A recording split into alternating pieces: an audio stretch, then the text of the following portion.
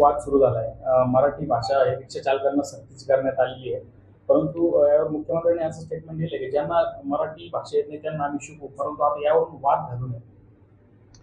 बरोबर आहे ना. आता एवढं प्रचंड प्रमाणावर जे आहे हा वर्ग आहे की ज्यांना म्हणजे जो महाराष्ट्रातला नाही, हे टॅक्सी चालवणारे, रिक्षा चालवणारे किंवा इतर ठिकाणचे, आणि दुर्दैवाने ते अजूनही बरोबर की मराठी शिकले, काही शिकले काही नाही शिकले. तर त्यावरून त्यांनी सांगितलं की ठीक आहे, काय या लोकांना आता मराठी शिकवावं लागेल. काय काय तर काहीतरी एक योजना आखतीलच ते. खरं म्हणजे माझं तर म्हणणं, हे सगळे जे गाड्या, ट्रक ड्रायव्हर, अमुक तमुक, PWD मिनिस्टर तेव्हा पण सांगतोय की यांचे पण एक एक 2-2 दिवसाचे हे कोर्स घेतले पाहिजे की डाव्या बाजूने कोणी चालायचं, मधून कोणी चालायचं, डिवायडरच्या बाजूने कोणी चालायचं. हे अनेक जे आहेत नियम जे आहेत ते नियम पाळतच नाही कोणी.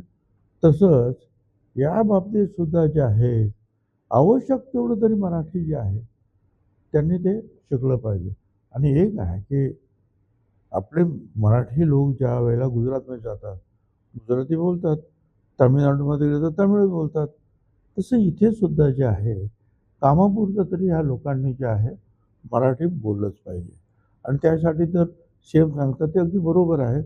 वाद करून काय मुद्दा काय मिटणार नाही. ठीक आहे ना, त्यांना दिवसाचा एखाद तासाचा क्लास वगैरे लावून वगैरे वेगवेगळ्या संस्था निर्माण करून ते करता येईल आपल्याला, ते करूया ना. एबीपी माझा, उघडा डोळे बघा नीट.